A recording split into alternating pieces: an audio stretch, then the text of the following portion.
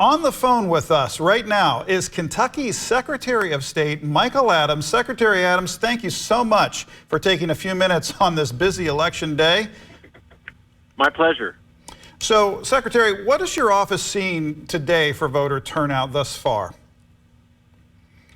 Well, it's been quiet but steady. I think we'll end up with a turnout about like what we usually have, about 15%.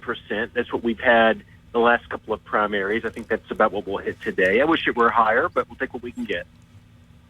All right. And Secretary Adams, what last-minute advice do you have for voters who are still planning on coming out?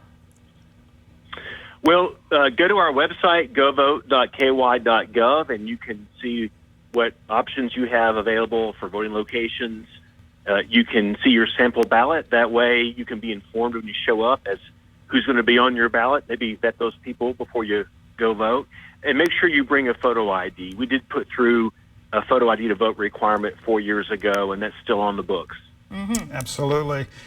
Secretary Adams, any message that you'd like to share personally to the Kentuckians on the importance of getting out to vote today? Well, I think it's important to always vote if you get an opportunity, but I think that's especially true today for Lexington. A lot of parts of the state don't have anything on the ballot for independents to vote in. It's just partisan primaries. But in Lexington, there's everything. You've got partisan primaries for president, for Congress, for the legislature. You also have nonpartisan races for city government. It's ironic. We tend to have higher turnout in a presidential election than we do for any other election. But truly, I think it matters more who your local government are and your state government than who's in Washington in terms of your quality of life and so forth. So the good news is all those things are on the ballot today. So taking advantage. If 15% of voters vote, that means 15% of people decide for 100% of the population who's going to be the nominees. And a lot of these people are not contested in November. So this is your one chance to be heard.